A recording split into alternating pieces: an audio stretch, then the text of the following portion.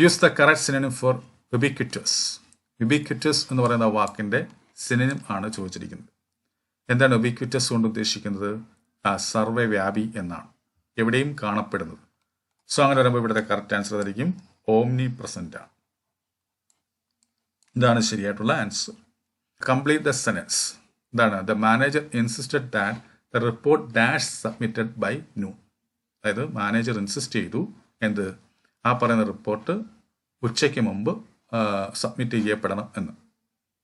ഇവിടെ നമ്മൾ സ്വാഭാവികമായിട്ട് നമുക്ക് ഷുഡ് ബി അല്ലെങ്കിൽ മസ്റ്റ് ബി ആയിരിക്കണം വരേണ്ടത് എന്ന് നമുക്ക് മനസ്സിലായി.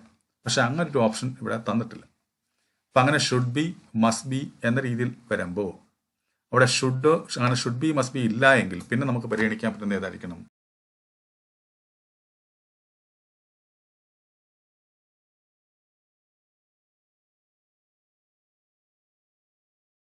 മത്സര പരീക്ഷകളിൽ ഇംഗ്ലീഷാണോ നിങ്ങളെ കുഴപ്പിക്കുന്നത്? എന്നാൽ ഇനി ആ ടെൻഷൻ വേണ്ട. ഇപ്പോൾ തന്നെ രഞ്ജിത്ത് ഇംഗ്ലീഷ് എന്ന ലേണിംഗ് ആപ്പ് ഡൗൺലോഡ് ചെയ്യൂ. Kerala PSC, SSC, UPSC, bank തുടങ്ങിയ എല്ലാ പരീക്ഷകൾക്കുമായിട്ടുള്ള ലൈവ് ആൻഡ് റെക്കോർഡഡ് ക്ലാസുകൾ ലഭ്യമാണ്. Ranjith English makes you smart in English.